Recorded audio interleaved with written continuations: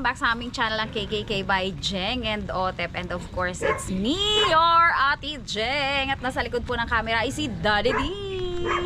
Ngayon po ay meron na naman kaming transplanting. O meron po tayong mga dito, kalamansi. O tingnan nyo naman, meron ng mga bulaklak. Meron ng bunga. Kasi po ito ay grafted. Graft po yan. Galing lang po yan sa sanga, kaya ganyan mabilis ang pagbulaklak at pagbunga. Binenta po yan sa akin doon sa school. Siyempre may mga negosyante doon. Ayan, ang ganda po ng mga bulaklak. Meron na siyang mga bulaklak na additional. O, tapos yan po. May mga bunga na. May malaki na nga yan dito kahapon. Ay, ito rin o. Yan.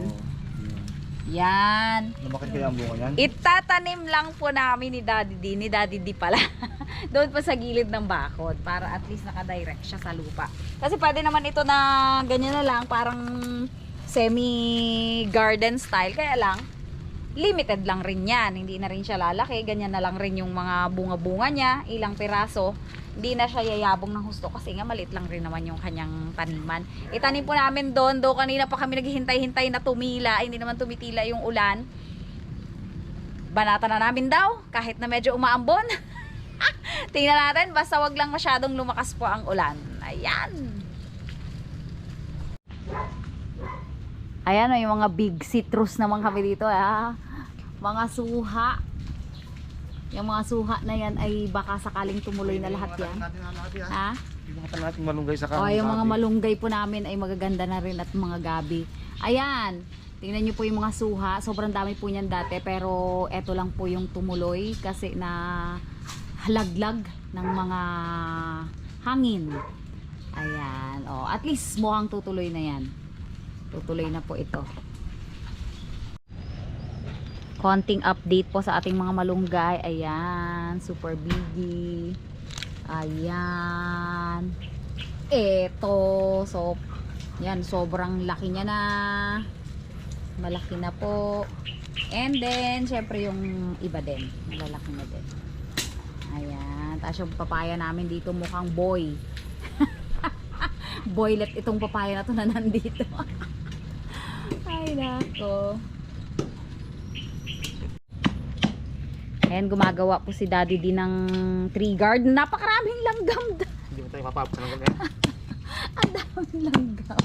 Pag nilagyan ng trigger dyan, Nilanggam yung basahang inilagay ko dyan eh. Oh. bungguin doon ng mga aso-aso. Kaya nga ipag walang tree guard, baka wala lang po. Para at least kahit paano, hindi naman siya mabunggo. Especially pag bagong tanim pa lang. Pero ano naman na yon? Buhay na rin yan. Buhay na ang ugat nun, ibabaon na lang naman yun eh. Hindi yan mamamatay. Magkabulay yung mga aso mo magasak. Yun lang. Yan ang problem. Kahit naman simpleng mga triggered lang yan eh. Yan. Ano, let's go? Ha? Isa pa. Okay. Tara natin lahat to. Dalawa naman siguro to. Para marami. Sige. Ayan, dito lang po namin ilalagay kapantay ng aming bayabas. Eto. May bayabas dito. Puro yata patuloy ito ha. Ha? Puro yata pato. Puro bato? Ay hindi. Hindi naman yan. Look, ibabaw lang ang bato niyan eh. Pakatong lang yung bato. Ibabaw lang yan. Sarap pag kaya yung malambot. Kaya nga, sabi ni Daddy D, ngayon na lang daw namin itanim. Ngayon niya na lang ihuhukay kasi malambot po yung ano. Pag-araw to, ay hirap pa. Saka at least maganda yung buwelo ng Hindi siya malaganta agad. halaman, di malalanta. Basta ang lupa. Itatanim. Dito lang po namin ilalagay, tas dito yung isa. Okay na po yan. Hindi naman yan magagalaw dyan. Kasi may mga ano naman kami. May bayabas din dito. Nakalinya siya dyan. Bakit naman kung naka-direct ng malapit na malapit sa bakod? Ano, Dad? Yan, gano'ng kalaki. Yung hukay, para matidyan natin hukay.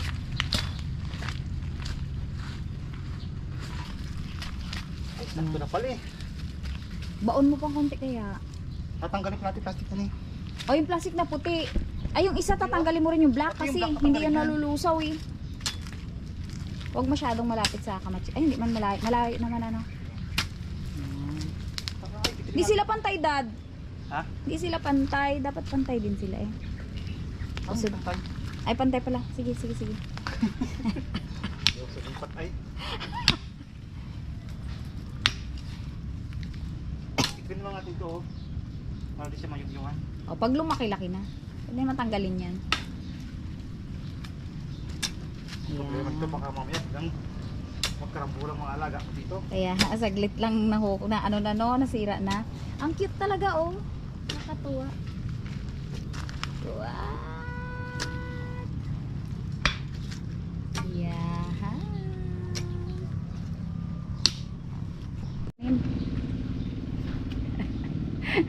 Si daddy din taga-tanim. Dali, ang ulan.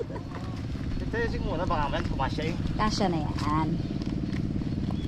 Tanggalin po natin yung black na bag. Abo, katalim naman itong ano mo. Tingnan mo. Hindi, madali lang naman yan. Magkapunit lang yan. Ayun, ang ugat niyo, oh. Ay, Ayun. dahan-dahan. Sinasabi ko. Kaya talaga punit. Punit talaga yan. Tapos halo sa ilalim, ano? O, bubuhay yan, taang kasi anong-ano eh. May bunga na nga siya, taang kasi nakagraph ito. Okay. Tag-ulan. Yun. Yun. Okay ka ha. Ayos. Naalala ko, baka bukas to. Baka bukas durog na sa mga... Hindi, pag may tree guard, hindi naman masyado yan. Baka dito maglaro yung mga alaga mo eh. Hindi sila naglalaro dyan. Hindi naman malaro yung Eh, mga... yung mga manok, baka tukay ng manok eh. Yan. Lagyan lang natin ng ano, ang mga bulaklak nga ng bayabas, hindi nila pinapakailaman eh. Okay. Pa! Isa na lang. Naman tayo sa kabila. Yan. Bakit kalamansi ang napili mo tanim dito? Kalamansi yung tininda sa akin. Ah, ito lang available? Kalamansi lang tanging tininda sa akin eh. Kaya kalamansi ang naisipan kong itanim. Oh, nagtutunog yung ano, cellphone ko, nag-alarm ng MDR RMC. You know, grrrr, gumaganon. Kasi ito talaga mag-cut niya na. No? Sobrang sipag mag-chat. Pangatlo na sa akin kanina eh. Orange warning po kasi kami dito.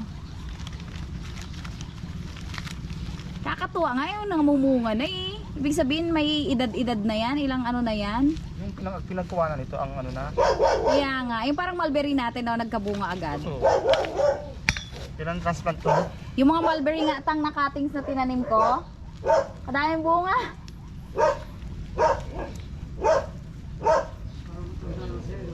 Yung sangatang, matanda na yung mga sangang inano, pinutol. Ito rin yun, ganito rin yan tang. Pero ito, maganda na yung mga ugat niya talaga. Buong buo na ang ugat. Sabi natin lupa, baka kukain mga loko eh. Di naman yan, di sila mahilig maghukay ng halaman. Especially ngayon at maulan, di naman nila pakikialaman yan. Siyempre, hilagin natin ang ano, tree guard. Lagay na di daddy di ang tree guard niya kahit paano eh ano. Sabi ng mga aso mo, balang bali, wala yung mga yan. Hindi nila yan papakialaman. Sure ako dyan. Basta may ganyan yan, di yan papakialaman.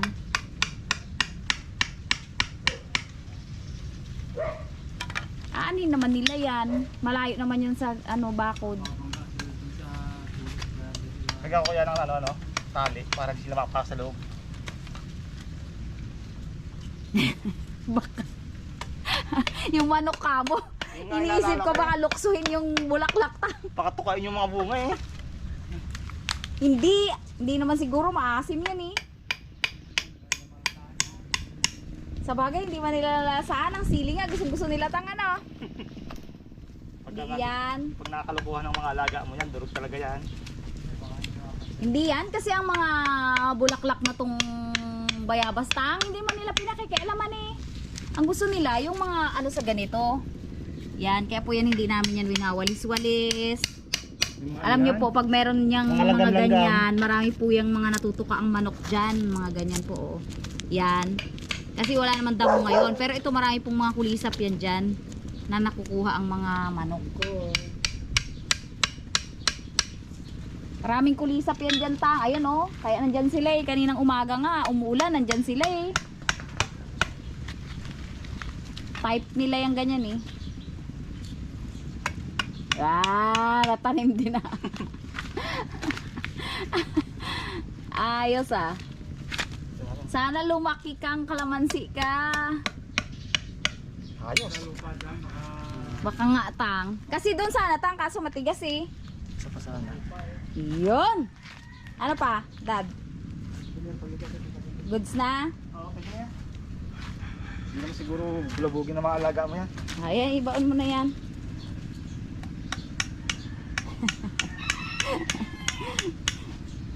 Eh, yung suha nga, di ba? Ano, Tang? Sabagay yung malunggay ng ano, hindi nila tinukap Hindi.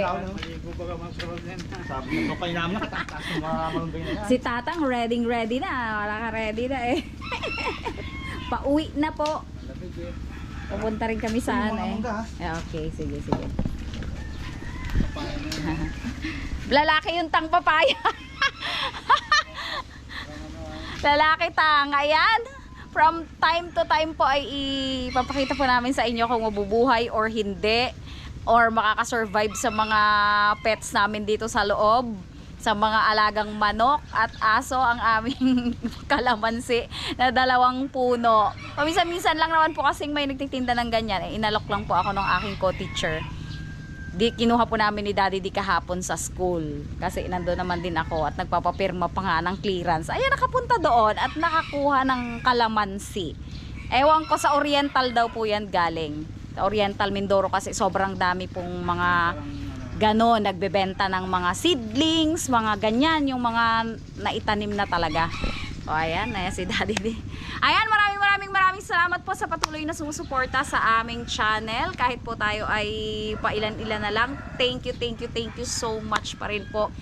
Maraming salamat po at mag-iingat po tayo dahil po maulan na at tag-ulan na at marami na pong mga binabaha din pong area. Take care po and God bless. Thank you so much po.